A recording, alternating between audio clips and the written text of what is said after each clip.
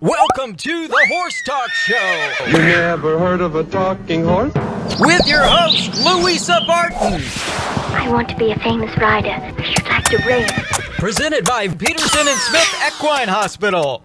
Truth is, I help horses with people problems. Now here's the Brit on the bit, Louisa Barton. Yeah, baby. The Larson family has been farming hay in Idaho for generations with a mission to always provide high-quality hay products at a fair and reasonable price. Larson Hay loves to meet new customers while always honoring the ones they already have. Find Larson Hay on the web at larsonhay.com, like them on Facebook, and definitely visit one of their locations. Larson Hay, Idaho's finest alfalfa, and our television broadcast sponsor.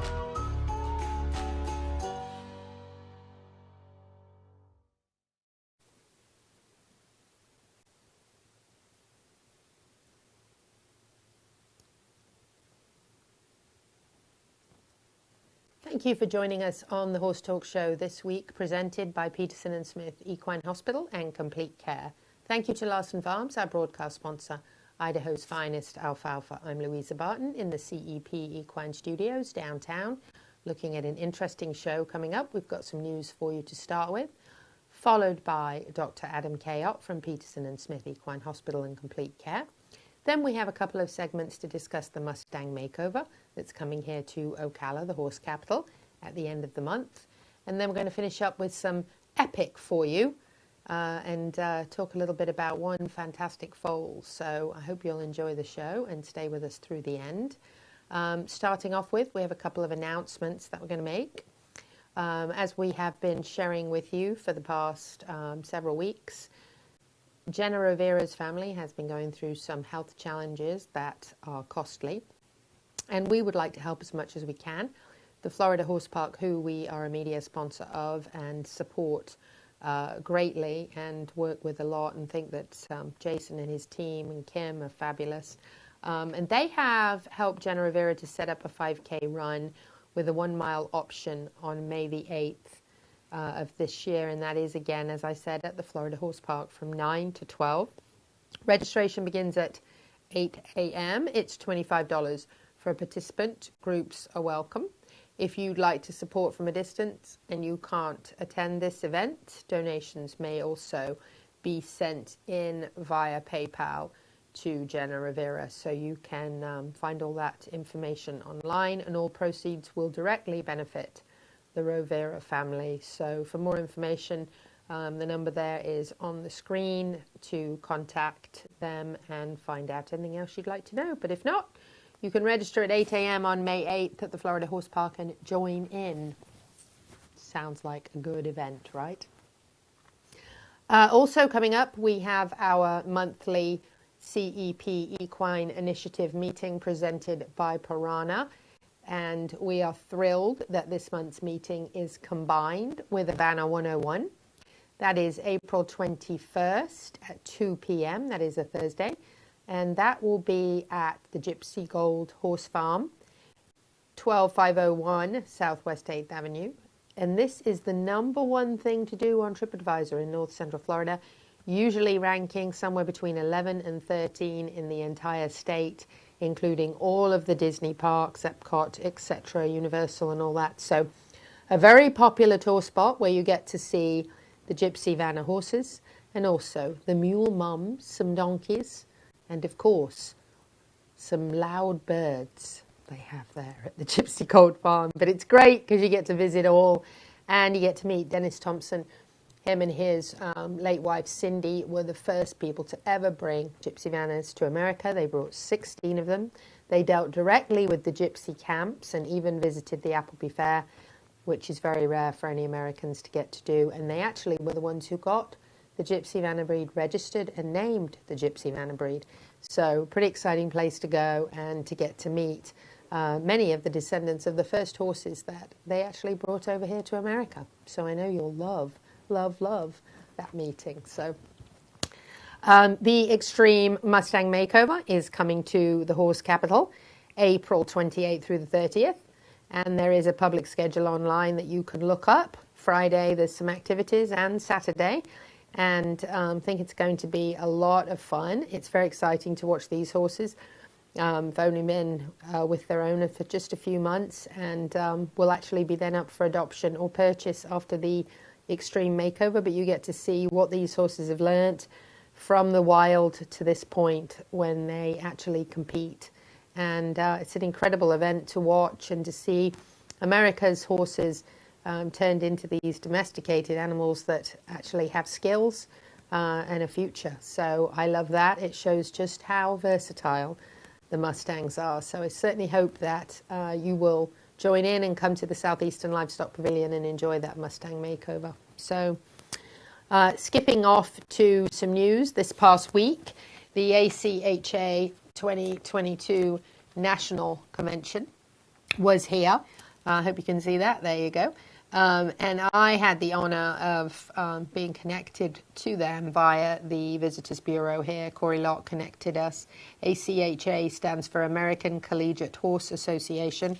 And having been connected to Catherine Cerny and her team, we worked all together to help connect everybody with this amazing group. And one of the things I was really impressed with, 70 plus students from 18 to 22, every single thing I saw them engaged in, they were actually paying attention, asking really intelligent questions.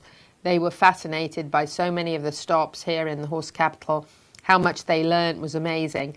I got to know many of them who, by the way, shout out for Sammy and Michaela, who I met, who listen to podcasts faithfully and never travel any kind of distances in the vehicle without tuning in.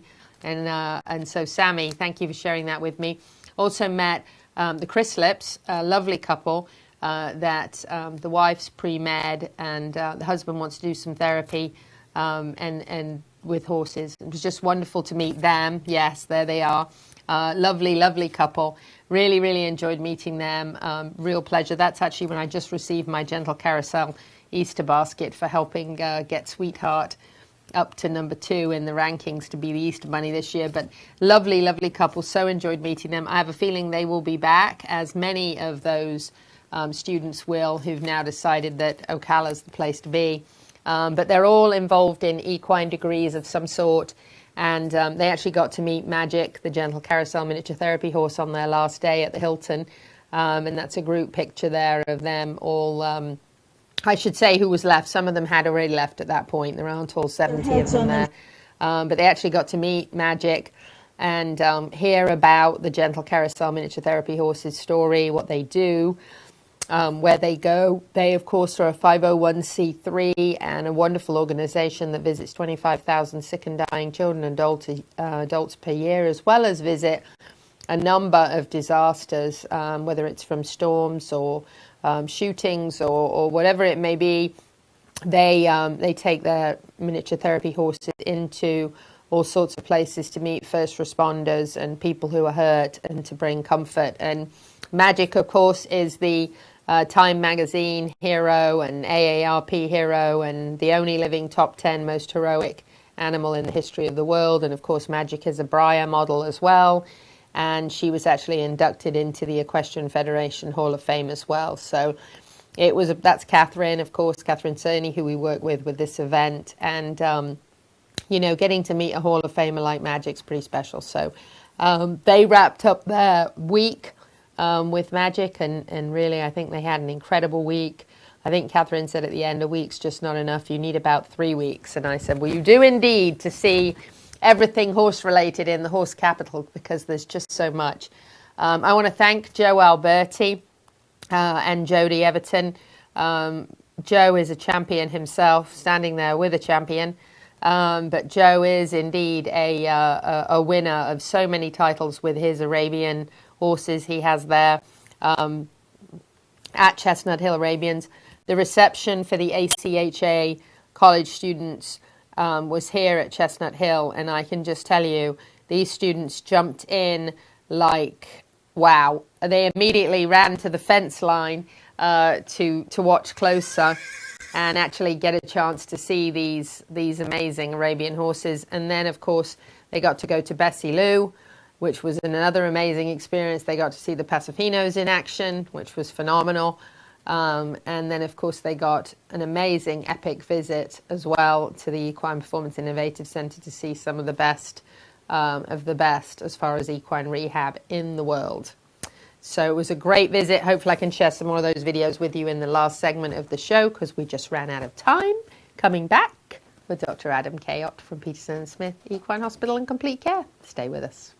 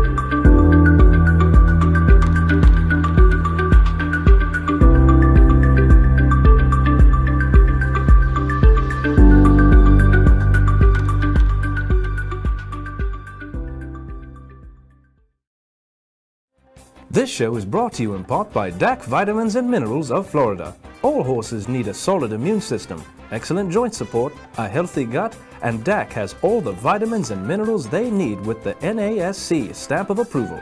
So like them on Facebook now, or go to feeddac.com. DAC, it makes a world of difference. With over 70 years of collective experience in the horse industry, Lip Chip was built with integrity by horsemen for horsemen. Introducing the Chip Link system, powered by Lip Chip, where a 15-digit unique ID becomes a key to unlock not only identity, but also health paperwork, owner information, and even photos of each horse. So simple, even a child can do it. The future is here. The future is Lip Chip. Enhance your horse's performance, fitness, strength, and rehabilitation with state-of-the-art equipment. ETI treadmills offer the finest European engineering, the highest quality filtration, and no chemicals are required. Follow Equine Therapy International on social media or at equinetherapyint.com. Equine Therapy International provides technologically advanced therapy for horses worldwide.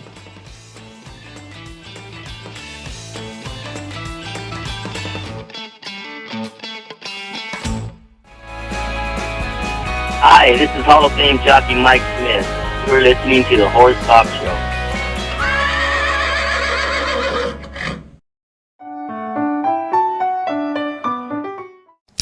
I'm Louisa Barton for the Horse Talk Show and Equus Television here at Peterson Smith Equine Hospital and Complete Care, chatting to our regular weekly vet in person.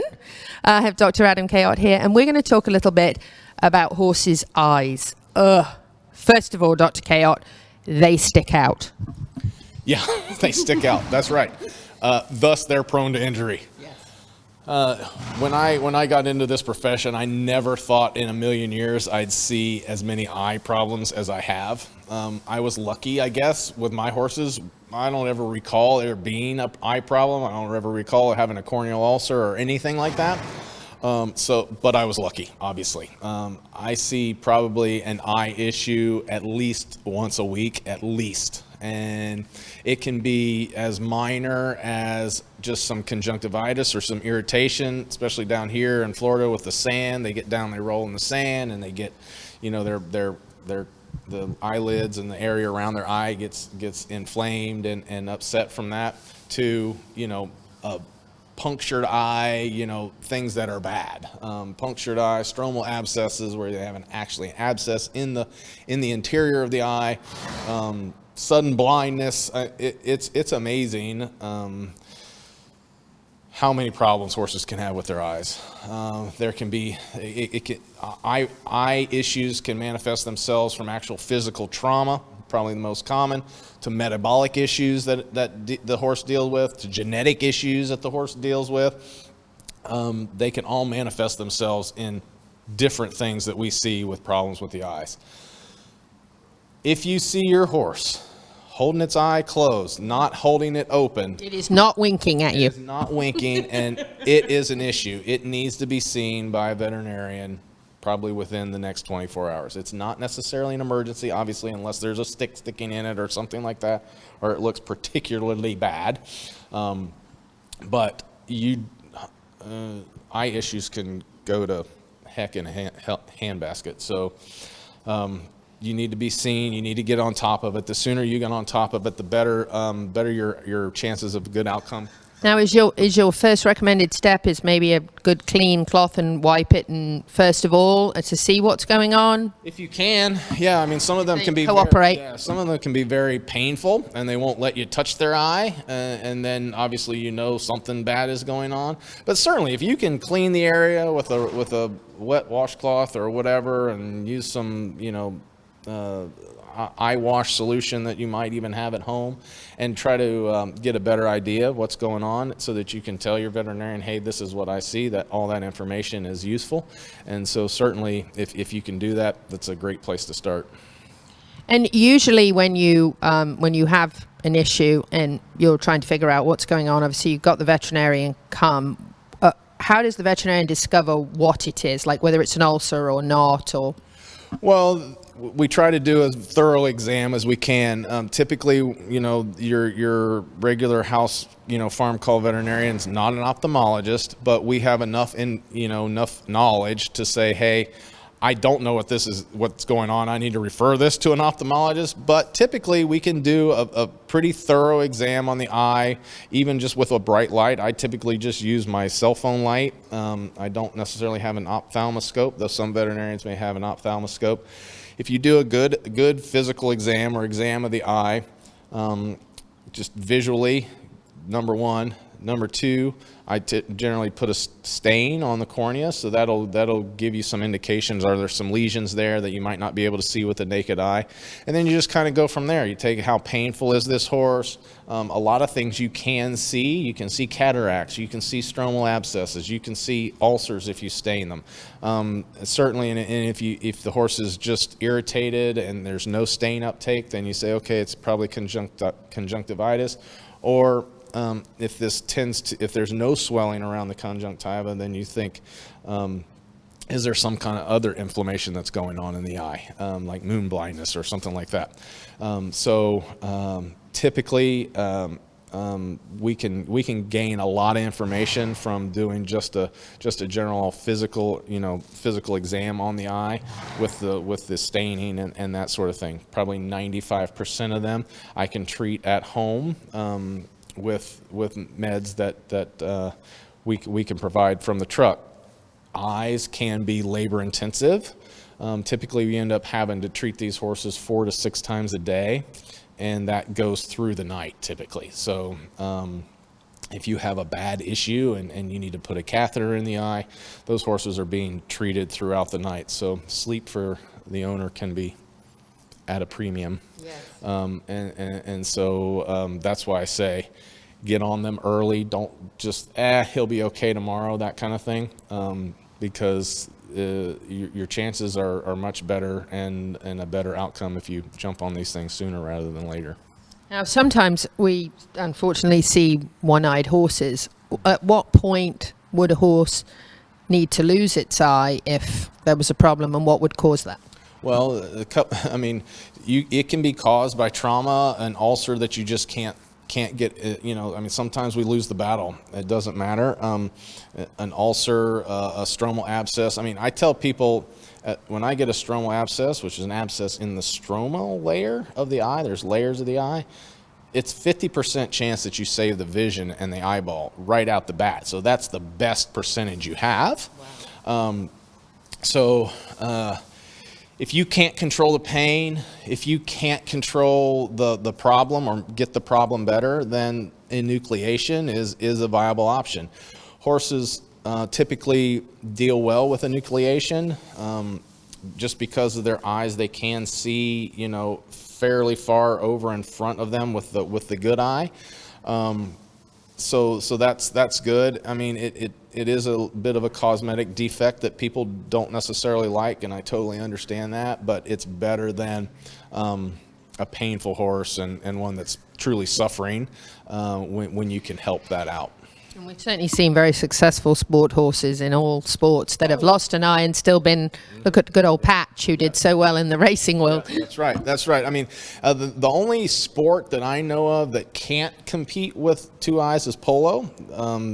Polo horses need to have both their eyes. But pretty much dressage, jumping, racing, I can't think, reining, any of those horses can do just fine with one eye and be very successful. So, it's not necessarily the end of any career or anything like that unless you're a polo horse. Now, this is a beautiful place to be here in Ocala. We love Marion County, but we do have a lot of sand, and in the summer, and even sometimes in the winter, we have a lot of flies. So I'm sure that plays into us having maybe more eye problems than, for example, in England, I don't remember growing up having any eye problems. Yeah, Florida's a petri dish for possible eye problems. So we have lots of flies, which irritate the eyes, and the horses then rub in their eyes. We also live in this subtropical climate where molds and fungus and things like that love to grow, which can get in the eyes and cause all kinds of problems. And then we have sand and that sort of thing. So certainly, there are a lot of possible insults in this climate to eyes, and that is probably part of the reason why we see so many problems. But fungal issues are a big issue. Those are hard to control. They get a hold of an eye. It's very hard to get a control of those, to treat those, and get a positive outcome. Right, absolutely. And then the 4 to 6 times a day, that can be tough, but that's important, right? Absolutely. It is important because, and it is hard. It's very hard to have compliance. So if you're an owner and you have somebody that can help you, that's awesome. We do have places that take layups that, you can pay somebody to do that, which, that might be the easy way. That's definitely a good option for a lot of people, and they're thankful for that. But it's important to have those medications in at the proper times with the proper distance in between. Yeah. Got it. Thank you, Dr. Adam Cayot. Talking about eyes, it's definitely a horse problem. Louisa Barton for the Horse Talk Show.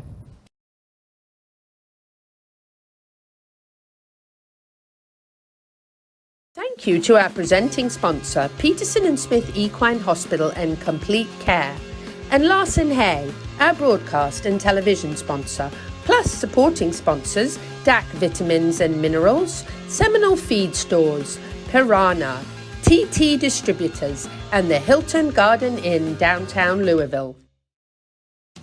This show is brought to you in part by Seminole Feed Stores, family owned since 1934. Manufacturing fixed formula horse feeds with mindful monitoring and quality ingredients right here in Ocala in an all-natural, non-medicated feed mill. Seminole Feed, simply the world's best and safest feed.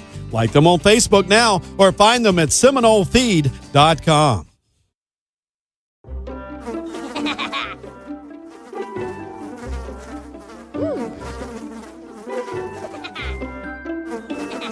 Horses.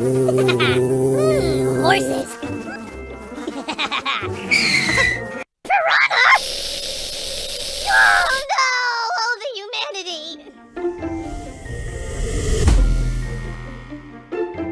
Oh, piranha.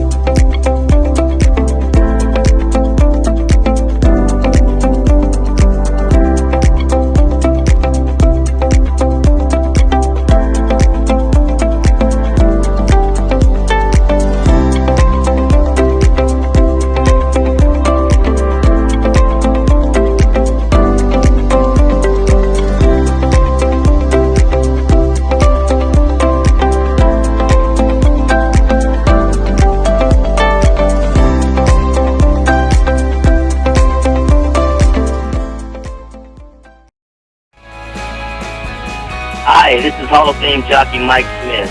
You're listening to the Horse Talk Show. Back on the third segment of the Horse Talk Show, presented by Peterson and Smith Equine Hospital and Complete Care. Thank you to Larson Farms, our broadcast sponsor, Idaho's finest alfalfa. I'm Louisa Barton. We're in the CEP Equine Studios downtown in the horse capital of the world. And we now have a special guest joining us from the Mustang Heritage Foundation. Coming up at the end of the month, we have the Extreme Mustang Makeover. And I'm very excited about that and excited to welcome Ann Souders to the show with us. Ann, are you with us? I'm with you. Lovely. Thank you for having me. Welcome to the Horse Talk Show. It's fantastic to have you on board with us. First of all, I want to tell you that I am the proud owner of a BLM Mustang, who I adore. And I love everything that the Mustang Heritage Foundation does. Big supporter. So if you'll tell our listeners a little bit about this 501c3, how it started, when it started, and why. Okay, well, I'm glad to. And first of all, thank you for being such a great supporter. That is wonderful. I can't think of anything better. So thank you so much. Mustang Heritage started back in 2007 with our first Extreme Mustang Makeover down in Fort Worth. And Extreme Mustang Makeovers are a competition where you apply to be a trainer, and when you get accepted, then you will draw a number and you go to a BLM facility. You give them your number, and then they will draw your horse. So you, with the original makeovers, you did not get to pick. And then you have 100 days to take that wild horse home and gentle it, train it, and bring it back for a competition. So it's really exciting. I got to go to the first one in 2007 and watch. And then in 2008, my husband and I competed. And then in 2009, I was blessed to get to go to work for Mustang Heritage Foundation. So, and that's how it all happened. That's how it all happened. It did. That's incredible. Tell us about the plight of the Mustangs, America's Wild Horses. We actually went to the opening in Wellington a week and a half or so ago of the new movie, and it really brought the reality of what the Mustangs are facing and have been facing. And certainly having adopted one myself on his third strike for $25, knowing that he would have gone into a holding pen for probably the rest of his life if I hadn't adopted him, makes me so glad every day that I did. And if I could take hundreds, I'd take hundreds. And I think if everybody just took one, then we would certainly be in a lot better situation. So, or at least everyone that has a farm. So share with us a little bit about the 50,000 plus wild horses and burros in holding and kind of what their existence like. I think it's a very serious situation. Well, it is serious. And if you don't care, I'd like to back up even a little farther. Sure. Many people don't even know there are wild horses in America. And because of the act of 1971 that Wild Horse Annie put in, that we just celebrated our 50th anniversary, our American Mustangs are protected if they're on government land. And so they're on 10 states in the West, and they're protected on that government land. There's 26.9 million acres that can successfully hold about 29,000 horses. Now, successfully holding means being able to feed and water those horses. And right now we have over 86,000 in the wild. So you can see we are incredibly overpopulated. And then on top of that, every 4 years they double in size because they do what horses do in the wild. And so that is where we come in, being a foundation of the Bureau of Land Management. We come in once the BLM has gathered them, then through our innovation with programs and events and education, then we try to help get these into good private homes and responsible homes. And through our programs and our events like the Extreme Mustang Makeover coming to Ocala, people get to really see what a wild Mustang can do with just 100 days. So once they're in the corrals, they are gathered, and the BLM splits them into geldings or stallions, which they're all gilded, and then mares, and they're separated. And then from that is the pool that we pull from to be able to get horses for the makeover. And then if you went to a BLM center, it would be one of those horses that you would be adopting. It's incredible. Amazing process, and has to be quite an undertaking and take a village, right? It does take a village, you're right. And it's not an easy task on 26 million acres to be able to try to manage and do it right, especially, as you all probably know, the conditions in the West are not good right now as far as water and vegetation. It's extremely hard for some of these horses to be able to find food and water. And then they're not the only wildlife out there. Right.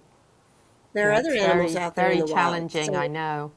Share with us a little bit on what your thoughts are. Something I wasn't aware of that the movie The Mustangs, America's Wild Horses made me aware of was some of the groups that are out with what I would call a tranquilizer gun, I guess, and they actually shoot the mares with a harmless and very well tested for over 30 years that helps to prevent them getting pregnant by one of the stallions out there.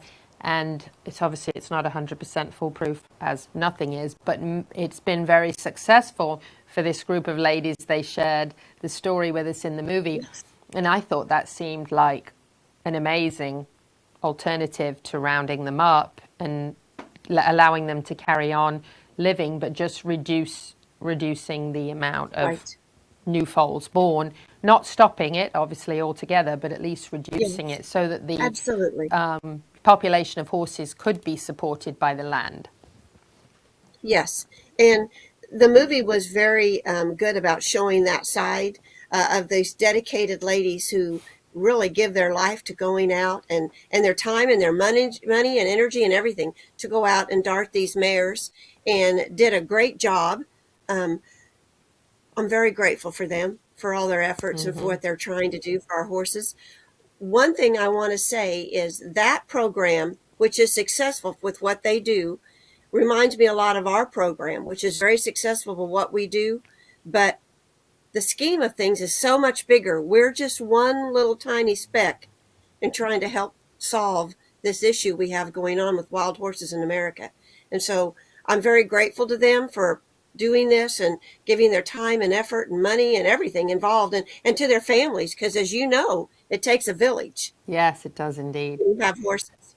Tell me about when you and your husband did the makeover and kind of your experience having a Mustang from the wild. And I've shared with my listeners a lot about Flynn, my Mustang, and how wonderful he is and my experiences with him.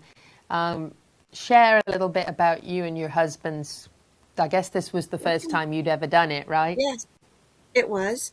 And when we went in 2007, we were literally blown away. I mean, we just were amazed with what they could do with a horse in 100 days. And my husband was a doubter. And I wanted to go so bad and watch. Although I will tell you, most of the people in the Mustang world know this. I was not a fan of gathering horses and of the Bureau of Land Management. And when I even did the makeover in 2008, I actually was pretty strong in some of these activist groups trying to fight to keep them free out in the wild. And by the grace of God, I got educated that year when I did it in 2008. A wonderful horseman by the name of Ken McNabb, who you're probably very well aware of. He has his own TV show and everything. He lives up in Wyoming and had been around Mustangs since he was young. And he came to me at the makeover and said, I heard from Dee Dee, his wife, that you are not a fan of this process and what's going on. And Ken sat me down and talked to me for a couple hours about the plight of the American Mustang and what was happening. And I'd never heard things that he was telling me before. I mean, can I interrupt you just for 1 second? Yes. We just have to go to commercial break, but if you don't mind staying with us, I've got some more questions for you. So if you'll just stay with us for this break, we're going to come right back with Anne from the Mustang Heritage Foundation. Stay with us on the Horse Talk Show just a couple of minutes. Current equine microchips can migrate by up to 30%, causing difficulty when scanning. With over 70 years of collective horse industry experience, LipChip offers a new, more effective method of microchipping, partnering with veterinarians and technology experts to ensure humane and practical microchipping. LipChip was built by horsemen for horsemen. Nowadays, the performance horse industry is in need of both integrity and transparency. LipChip is the future of horse microchipping, with cutting-edge technology functional for every discipline. Find LipChip on social media, and for more information, lipchipllc.com. The future is here. The future is LipChip. This show is brought to you in part by DAC Vitamins and Minerals of Florida. All horses need a solid immune system, excellent joint support, a healthy gut, and DAC has all the vitamins and minerals they need with the NASC stamp of approval. So like them on Facebook now, or go to feeddac.com. DAC, it makes a world of difference.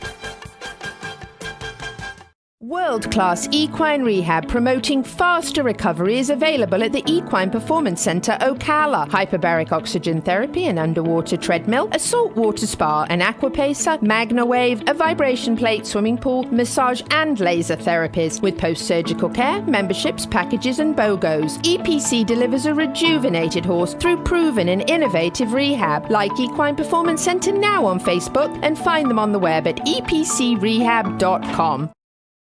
The Larson family has been farming hay in Idaho for generations, with a mission to always provide high-quality hay products at a fair and reasonable price. Larson Hay loves to meet new customers while always honoring the ones they already have. Find Larson Hay on the web at larsonhay.com, like them on Facebook, and definitely visit one of their locations. Larson Hay, Idaho's finest alfalfa, and our television broadcast sponsor.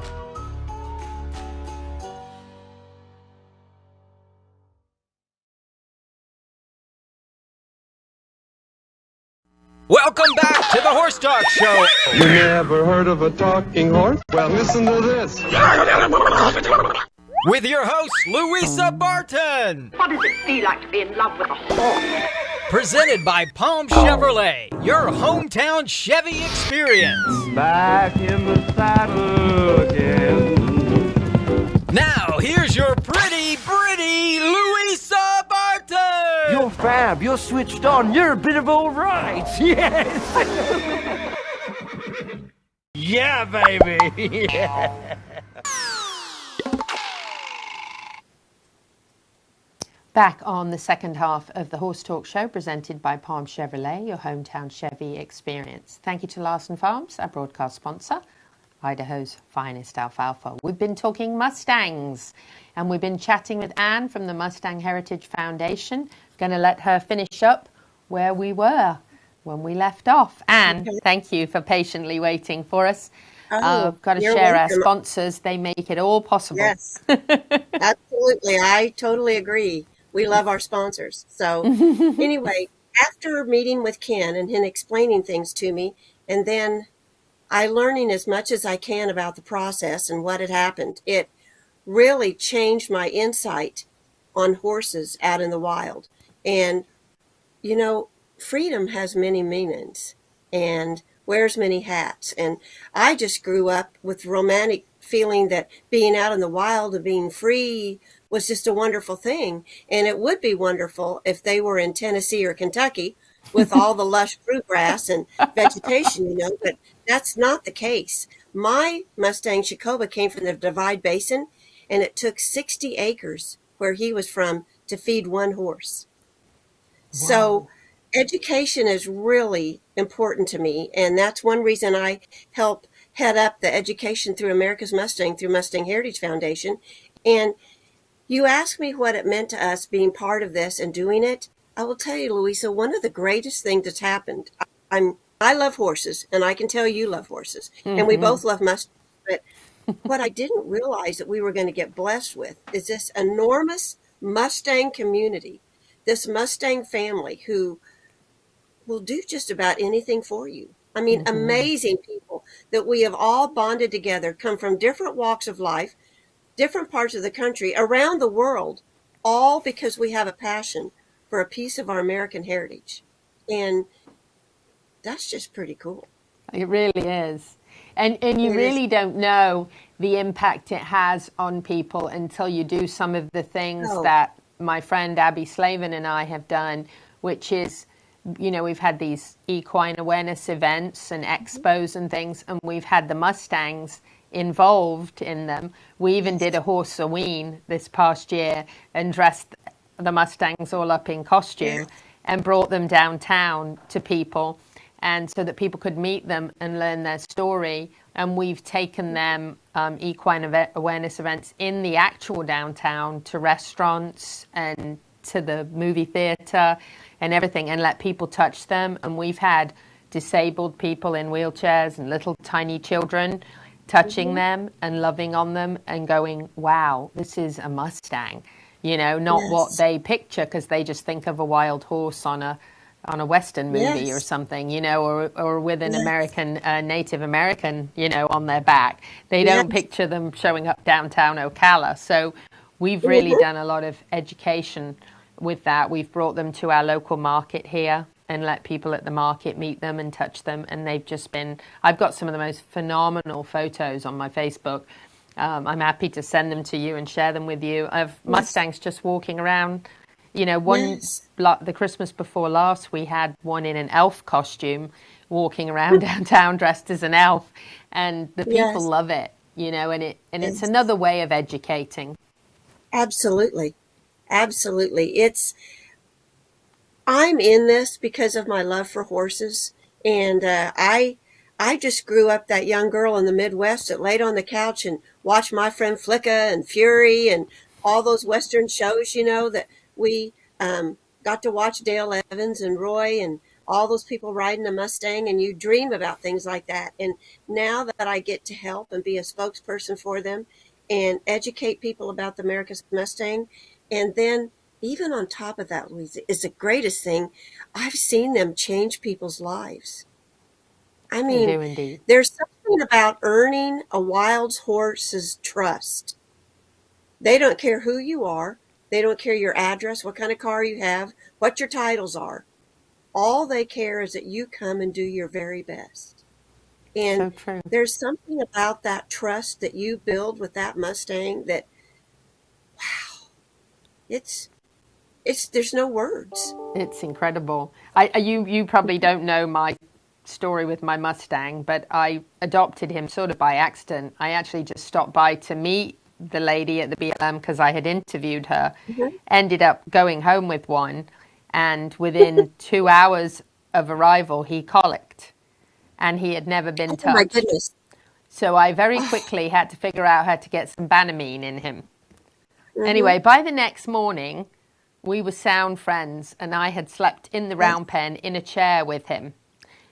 And yes, ever since then, we've had quite a bond. Yes, you have. Yeah. Oh, goodness sake, bless your heart. I know that scared you to death. It did.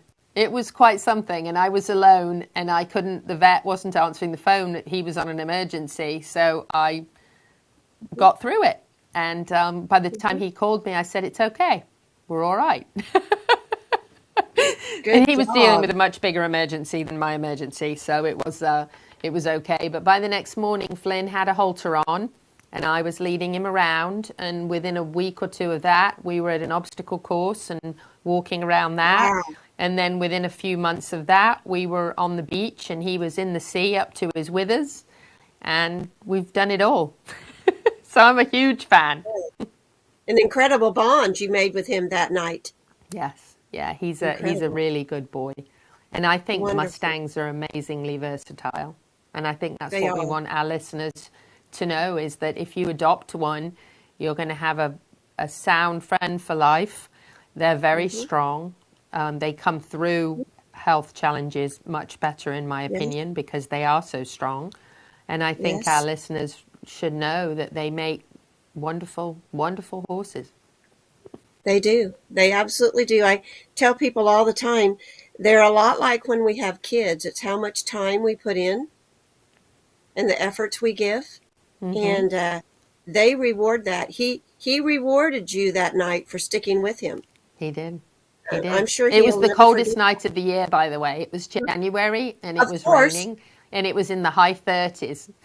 Oh, goodness.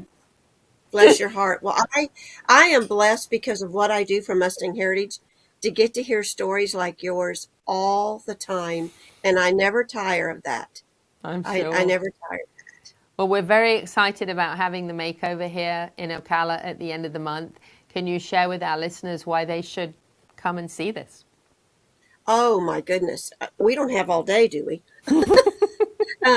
It's going to be amazing. And actually, one of the great about our program is it's absolutely free of charge until the Saturday night finals, which is really reasonable. It's $15 to get in. And where can you go watch youth from 8 to 17 and adults 18 and up to 108 come and work with a horse that had been wild 100 days ago? And I will tell you, I can't wait for you all to see our youth. They are our rock stars, and they will just totally blow you away. The youth are amazing and great family fun. We have a wonderful booth that will be set up, and we have a few vendors, and we just can't wait to see you all down there in sunshiny Florida. That's right. That's wonderful. I think it's going to be a very, very exciting event. I think it's a wonderful way to showcase everything that these Mustangs can do. And then at the end of the event, the horses that are competing are available to be purchased. Is that right? Yes, all the adult horses. The youth get to keep theirs, but the adult horses will all be auctioned off. And so when you come, don't forget to come by the table and get a bidder number. So you can bid. You just never know. Do some people choose to bid on their own and keep them? They do. They do. And I will tell you, it's a good thing I work for us, because I couldn't do any more. That's too hard on me, to work with a horse for 100 days and bond and then part with it. That is very hard. And our trainers are amazing, and they do a great job. But that is one thing that is really hard to do. And I want to thank you. I can't believe we're at the end of the second segment already. We're going to put your website up one more time on the screen for our listeners. And actually, I know we have another segment coming up also that we're going to talk a little more. And there it is, MustangHeritageFoundation.org, and the phone number. And thank you so much. It's been a pleasure. I hope I get to meet you soon. I hope you do too. Thank you so much. Thank you. We'll be back in just a few minutes on the Horse Talk Show. Stay with us. Thank you to our presenting sponsors of this half of the show, Palm Chevrolet and Larson Hay. Also, thank you to our supporting sponsors, Equine Therapy International, Nirvana Medical Spa, Equine Performance and Innovative Center, and Summit Joint Performance.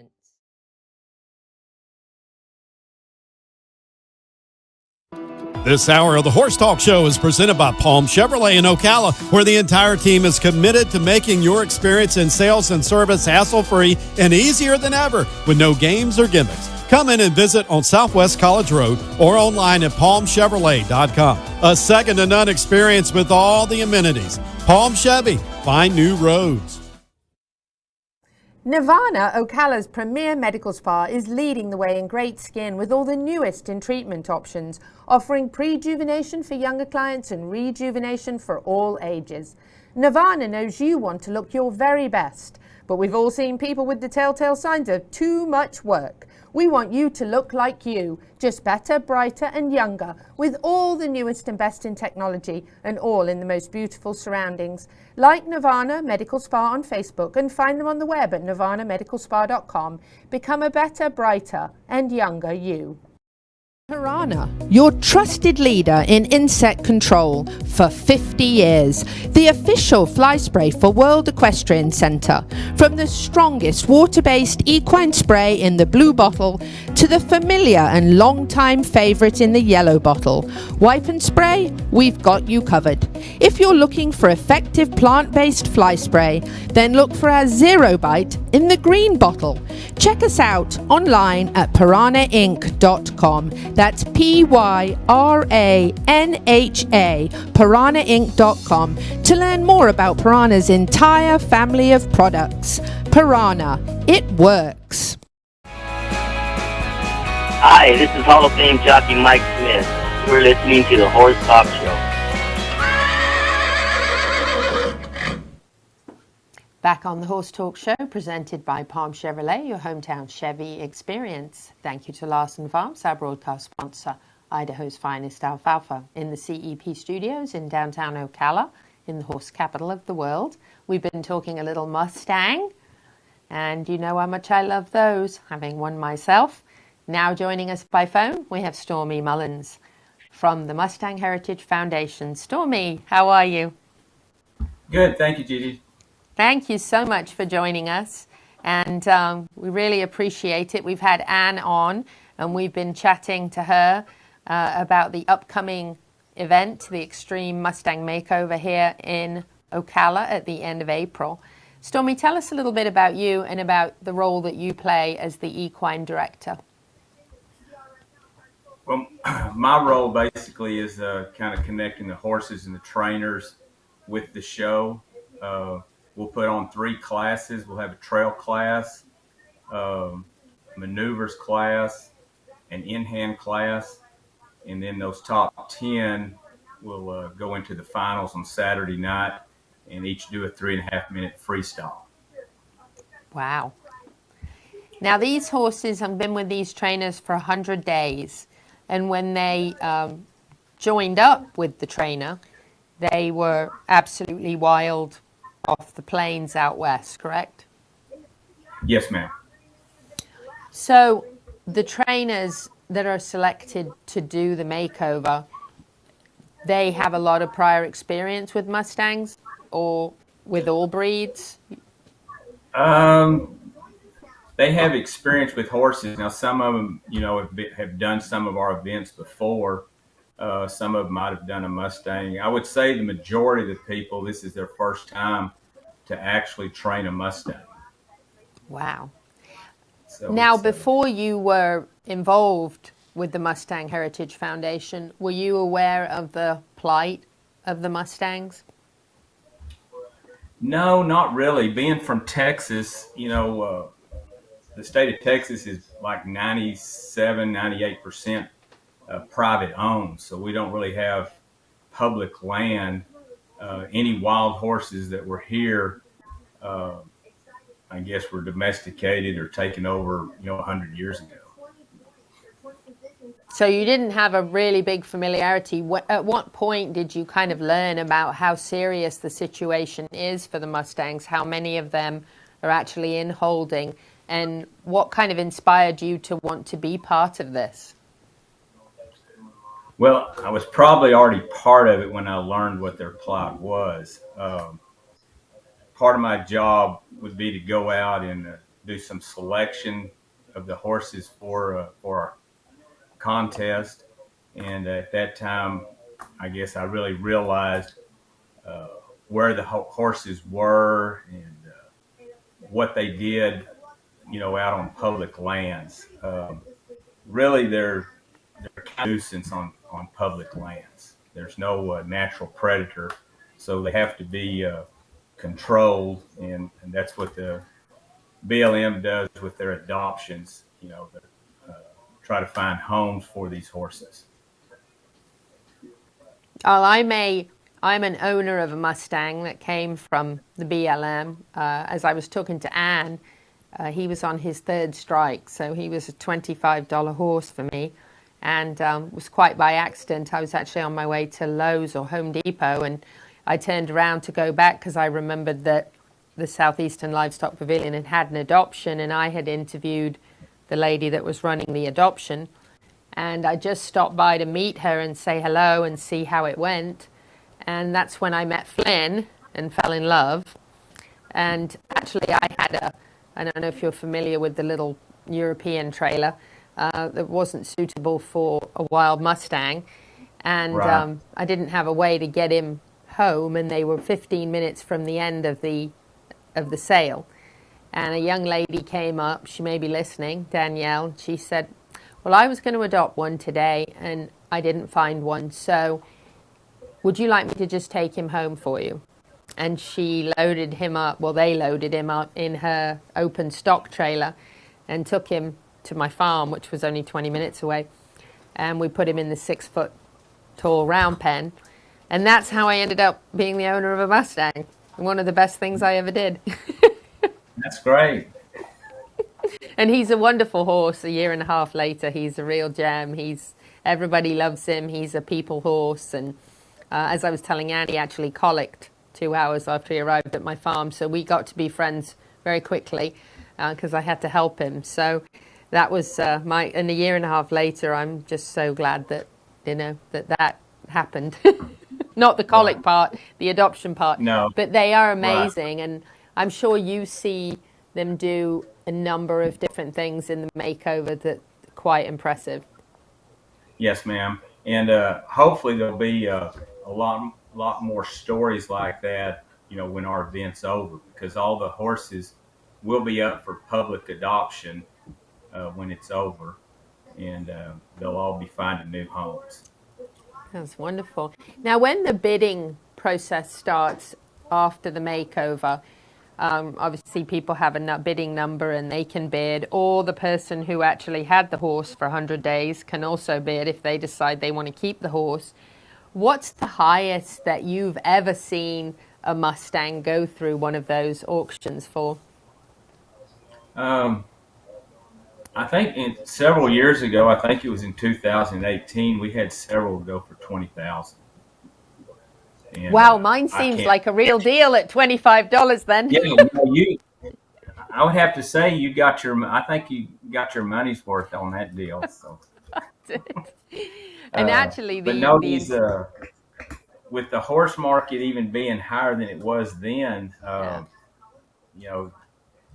I don't know, but I would say average price on these horses is probably close to the $5,000 range. Wow. And actually, you're going to get a horse that's obviously been in the hands of an experienced trainer for 100 days, and it's learned enough to compete in the makeover. So quite honestly, it would definitely be worth at least that much money, because I've seen lately at regular horse sales, horses going for, as you said, quite big money. So getting a horse that's had this wonderful experience would be a blessing. Right. And our trainers also do a good job of kind of connecting with the new owners. And, there's usually a transition period on these horses because they're kind of used to one person's. But we've had good luck in the past with our trainers working with the new adopters, and sometimes giving lessons or, additional training, things like that. That's good, the support, you're right, because the horse came from the wild and only knows the one person. So that support system over to help learn about the horse has got to be very, very helpful for the new owner, I'm sure.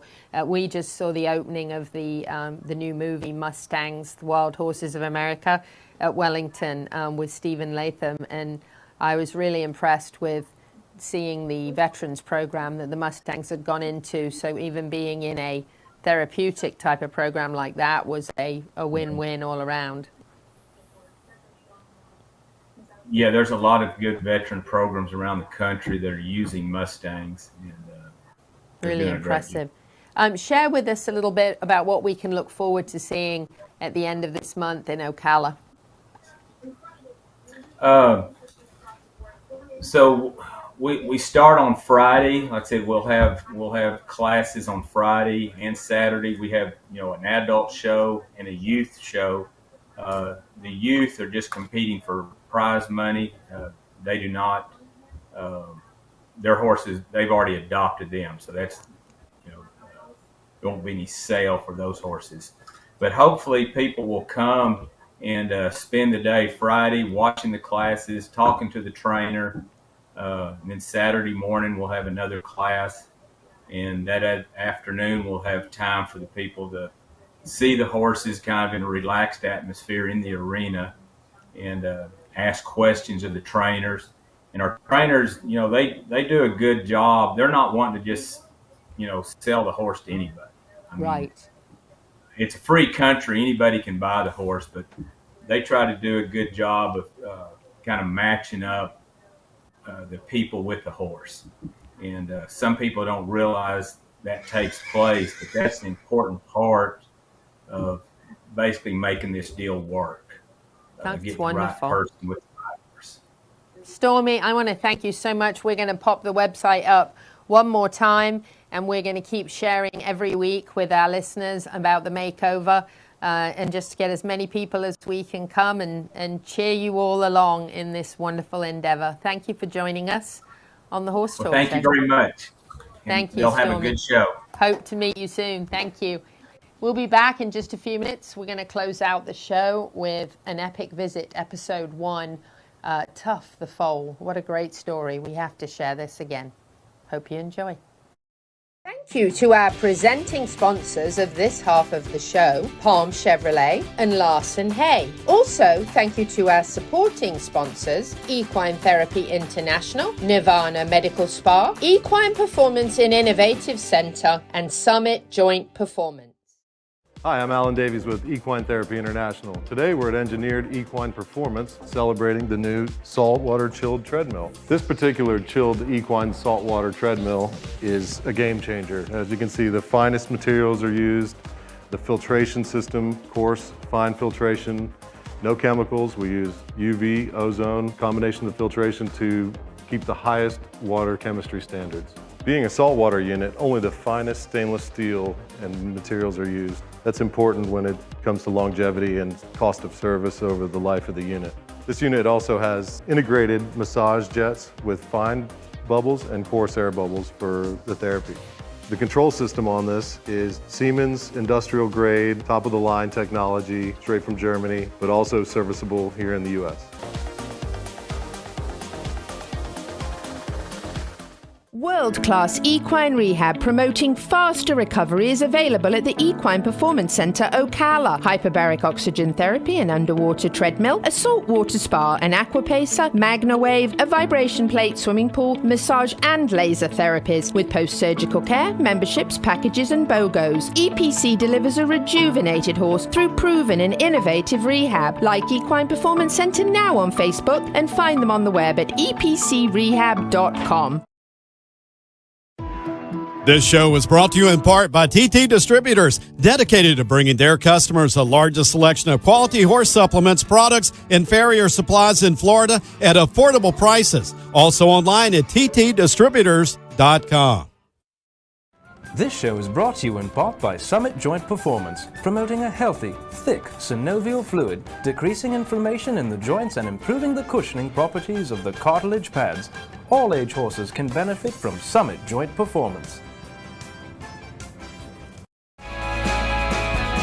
Hi, this is Hall of Fame jockey Mike Smith. You're listening to the Horse Talk Show.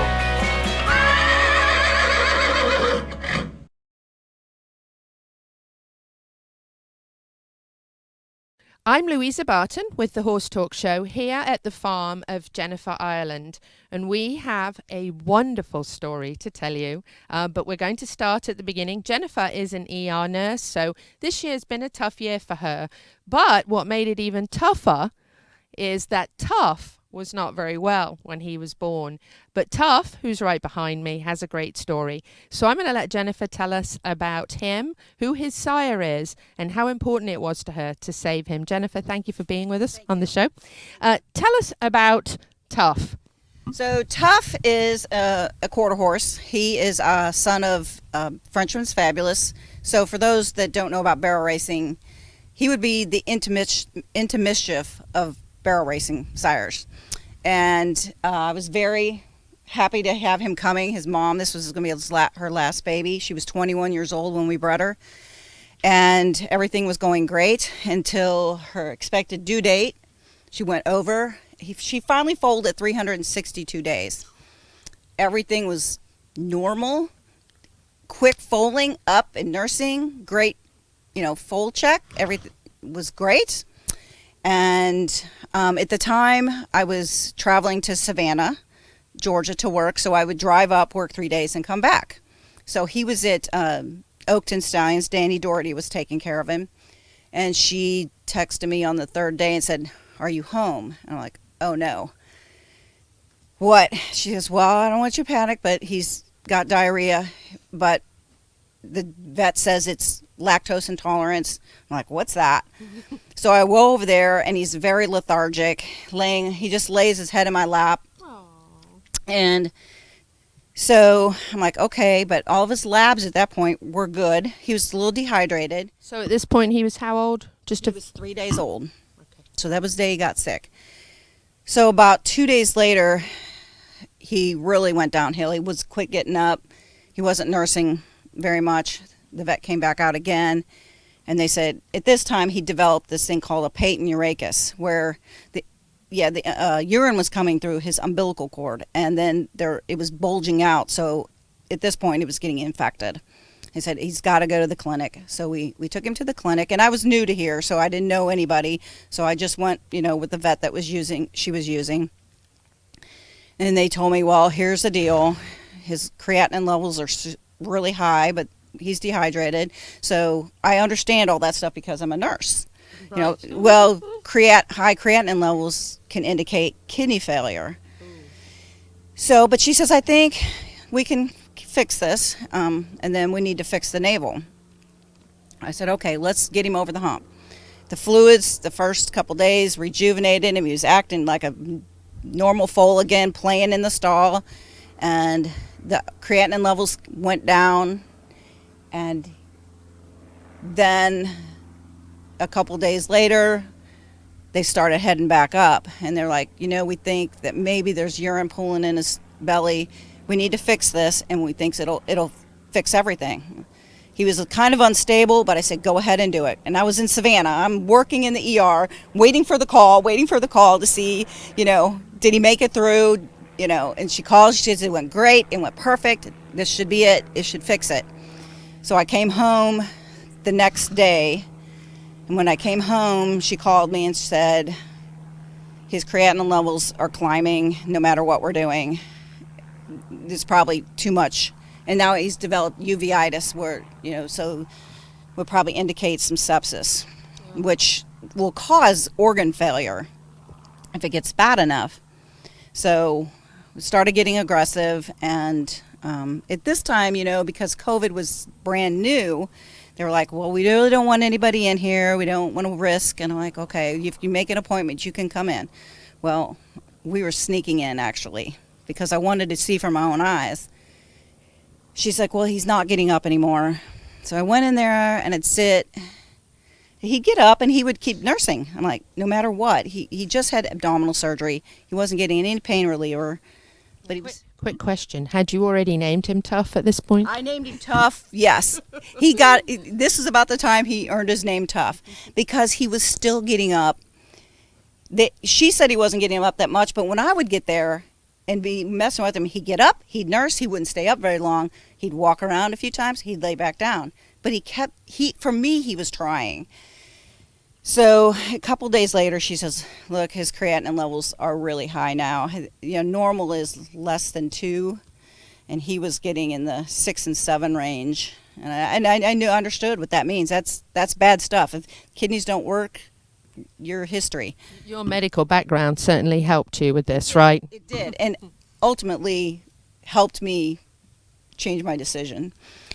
But that's for later. And so I went over there, and I asked her, I said, what has this baby had for pain since she goes, well, nothing. We can't give him anything because of his kidneys. I said, there's nothing. I said, because if I had a patient that had abdominal surgery and I didn't give him pain medicine, he's not going to get up. Or they're not going to want to eat, they're not going to want to get up. Right. So we tried that. Pain medicine worked great. He got up. It lasted for about 24 hours. She called me again the next day, and I went up, and I said, okay, let's do it. We'll go. I said, go ahead and euthanize him, and I'll come back and get the mare in a little while. So I called Danny, who is so invested in there. She says, I birthed that baby. I said, Danny, I said, I'm going to put him to sleep. I said, I'm not going to let him suffer. And she's like, no, don't let him die in that clinic. Bring him back to the farm he was born. So I said, okay. So I arranged for Creech to come pick me and Tuff up in the mare, and Danny dug a grave over at the farm. This time I think he's 10 or 11 days old. I mean, not quite 2 weeks. So we load him on the trailer. I rode over to the farm with him in the trailer. He laid in my lap in the trailer, and I told him that he was going to go to heaven, and that, I was really sorry that I couldn't help him, and, I cried my eyes out. And we get over to the farm, and he gets off the trailer in the sun, and he gets off, and first thing he does is get off the trailer, and he starts nursing. And then he starts wanting to try to run. And at this point, his legs are so weak because he's laid on the ground for the first 2 weeks of his life. Right. And he just won't stop. And to the point that I told my son, who was holding the mare, I said, you have to stop moving her. I said, he's too weak to be moving that much, because he kept going and going and going. I'm like, wait a minute, this is not the picture that was painted for me now that he's here. So the on-call vet arrived to euthanize him. And we're walking around next to the grave at this point. And Danny is like on the phone with somebody. And I didn't know. She says, you have to talk to this lady. And her name was Krista Setzer. I don't know if she's a veterinarian, but she got on the phone. She says, you are a nurse. You understand what these high, at this point, his creatinine level was like 8.6. And what would be normal? Less than 2. So you know where he is. And he's not maintaining his electrolytes anymore. But she said, and this is what she said, I hesitate to euthanize an animal that is still trying, that's still she says, you know what you're up against because you understand it. And I said, what's another 24 hours? Let's try it. And I consulted the veterinarian in Texas that had taken care of the mare, because they came over here. And I called Dr. Marsh, and he said, I would have had that baby in hyperbaric immediately. I wouldn't have waited this long, because it came into my head. I'm like, I wonder if hyperbaric would help him. So we stayed up all night, giving him fluids and trying to get a hold of Dr. Roland, who I hold that thought, Jennifer. We are going to take a break. The good news is you get the rest of this story on the Horse Talk Show. I'm Louisa Barton. Episode 2 of the epic story of Tuff next week. Thank you for joining us this week. Hope you enjoyed the show. Whether you're in Ocala, Marion County, the horse capital of the world, or not, happy horsing around until the same time next week.